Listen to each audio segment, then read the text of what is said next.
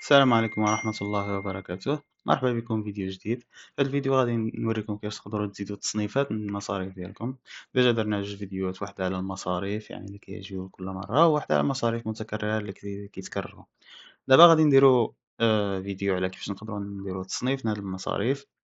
أول حاجة كنمشيو للمصاريف ولا مصاريف متكررة بحال كنمشيو للمصاريف، كنديرو زيد مصروف. هنا إلا جيتو تشوفو هنا كاين التصنيف، يعني تقدر تصنف المصاريف ديالك.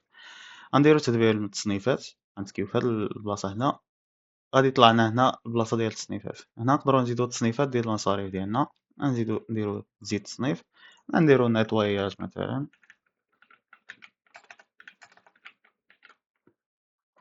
نقدروا نزيدو واحد اللون، سينون نقدروا نخليوه خاوي.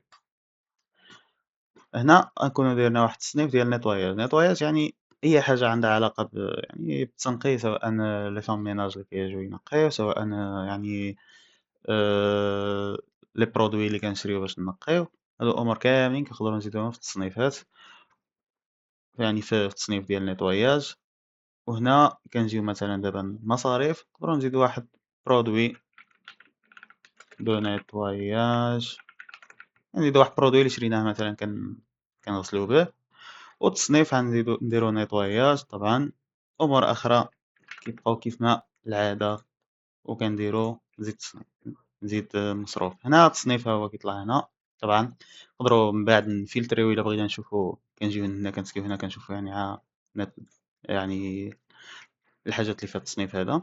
وفي نفس الشيء في المصاريف المتكررة كذلك نقدروا نزيدو مصروف متكرر ونختاروا نفس التصنيف. مثلا هنا فام ميناج، هنا فام ميناج كتجي كل سيمانة وكنخلصوها مثلا واحد 200 ولا 300 درهم كل سيمانة كتجي. والتصنيف هو هذاك، كنزيدوه هذا كل سيمانة كيتزاد بهذا التصنيف هذا. دونك هذا هو كلشي بالنسبة للتصنيفات ديال المصاريف، وشكرا.